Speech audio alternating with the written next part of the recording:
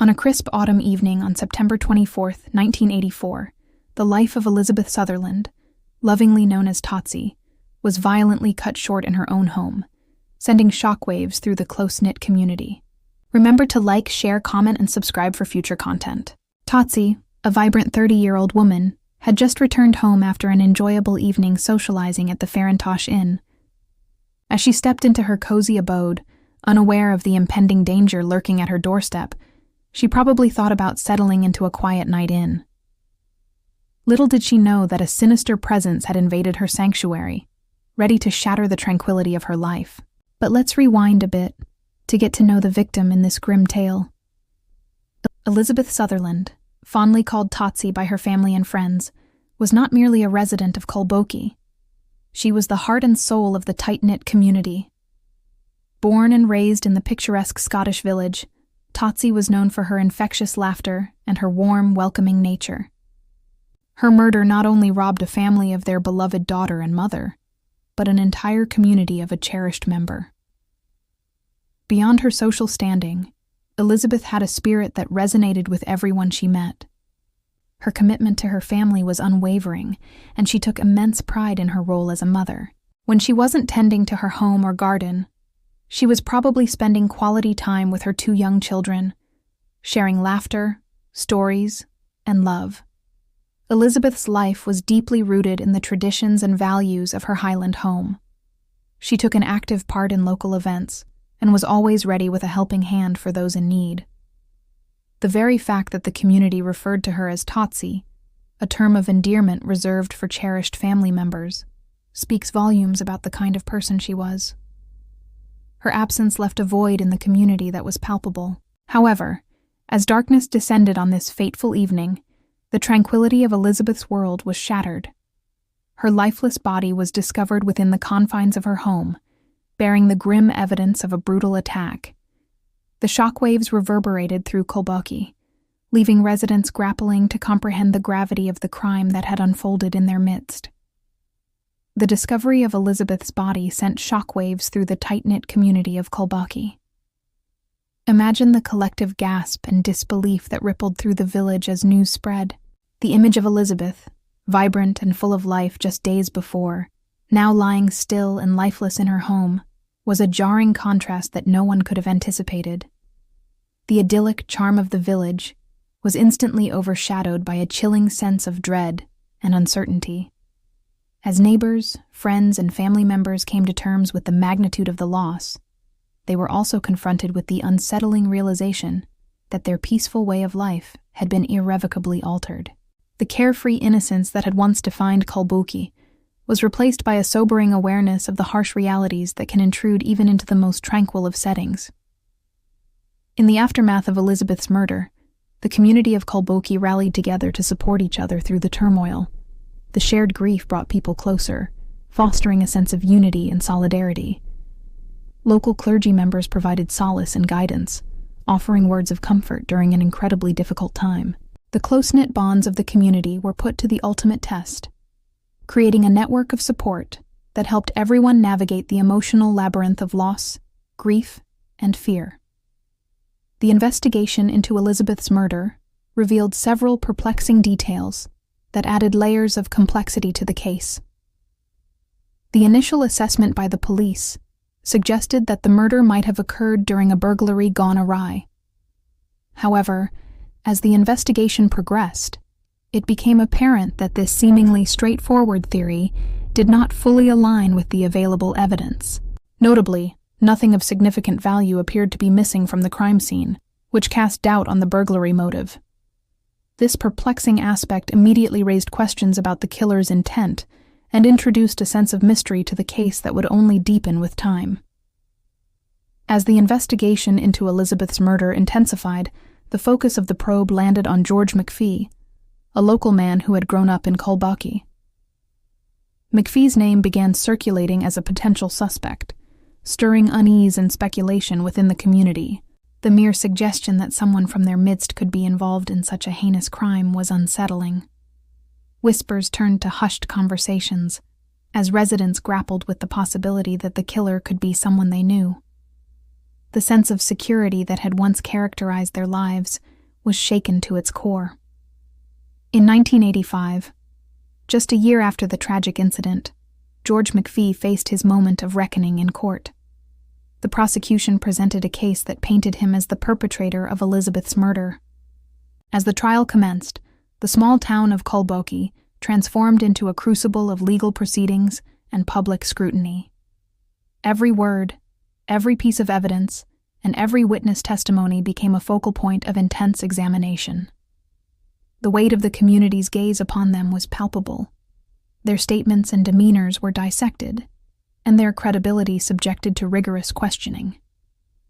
The trial was a battle of narratives, with the prosecution and defense presenting contrasting accounts of events leading to Elizabeth's untimely demise. As the trial drew to a close, the jury deliberated, their decision hanging in the balance. When they returned with their verdict, the sentence of guilty echoed ominously within the courtroom walls, sealing George McPhee's fate. The judge, in handing down the sentence, spoke of the gravity of the crime, emphasizing the brutality of Elizabeth's murder and the profound impact it had on the community. Life imprisonment was the ultimate consequence, a stark reminder of the irreversible nature of his actions. For many in Culbokie, the conviction of George McPhee brought a semblance of closure to a harrowing chapter in their history. It offered a sense of justice that allowed the community to begin the arduous process of healing. The guilty verdict was seen as a means to honor the memory of Elizabeth, ensuring that her killer would face the repercussions of their actions. With the resolution of the case, Culbokie slowly started to mend the cracks that had been inflicted on its collective psyche. The shared grief that had bound the community together began to transform into a shared resolve to move forward. However, as time marched on, doubts began to creep into the narrative surrounding George McPhee's conviction. Questions regarding the validity of the evidence used for the conviction gradually surfaced, casting a long shadow of uncertainty over the course of justice. Key witnesses began to recant their testimonies, alleging that their original statements were either inaccurate or coerced.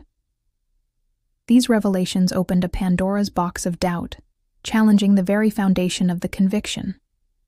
As news of the recanted testimonies spread, the sense of certainty that had emerged during the trial began to crumble. The community once again found itself grappling with uncertainty, wondering whether they had indeed held the right person accountable for Elizabeth's murder. Determined to seek justice, George McPhee embarked on a series of appeals, each one meticulously examining the flaws and inconsistencies in the case against him. Through his appeals, he tirelessly fought to overturn the conviction that had become a millstone around his neck. The passage of time was relentless, and year after year, George McPhee's determination to clear his name never wavered. Despite the toll that decades in prison had taken on him, he persisted in his pursuit of justice. His appeals process became a beacon of hope, symbolizing his unwavering belief in his innocence. Finally, in 2005, after enduring 18 years of incarceration, George McPhee's conviction was quashed. The words "conviction quashed" reverberated like a triumphal anthem, signifying the triumph of his years of relentless pursuit of justice. Walking out of prison was like stepping into a different world. The world of 2005 was vastly different from the one he had left behind in 1985.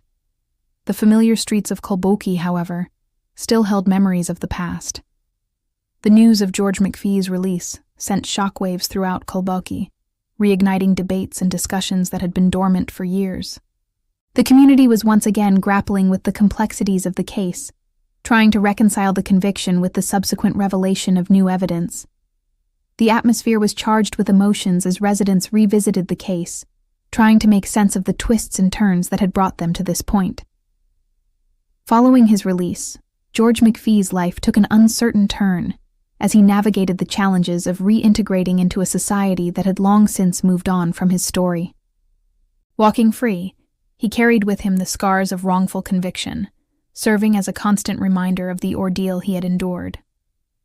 Despite the hardships he faced, McPhee's story highlighted the resilience of the human spirit. However, The quashing of McPhee's conviction left the murder of Elizabeth Sutherland officially unsolved.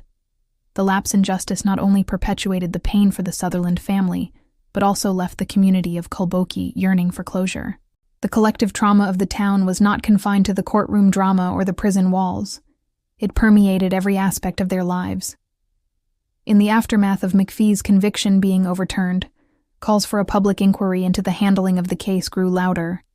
Advocates argued that such an inquiry was crucial to understanding how a wrongful conviction could have occurred and to identify any systemic failures that may have contributed to the miscarriage of justice. The need for accountability loomed large as people demanded answers. The controversy surrounding the case threatened to overshadow the essence of what the event had originally been about, the loss of a beloved member of their community. In the twilight years of this enduring mystery, the murder of Elizabeth Sutherland continues to resonate as a haunting testament to the fallibility of the justice system and the complexities of human nature. The passage of time has only served to intensify the intrigue surrounding the case, making it all the more imperative to revisit and examine the events that unfolded that fateful evening in 1984. The isolation of Elizabeth's Croft, coupled with the lack of substantial forensic evidence, created a breeding ground for conjecture and speculation. Theories abounded, each attempting to weave together the fragments of this intricate puzzle, but none could claim to possess the definitive answer. The dearth of concrete evidence left a vacuum that was filled by whispers and conjecture, turning the quaint village of Culbokie into a hub of gossip and hearsay. As the years rolled on, the memory of Totsie refused to fade.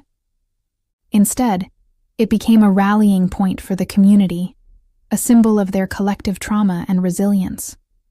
The annual memorial gatherings not only kept her spirit alive, but also served as a platform for renewing calls for justice.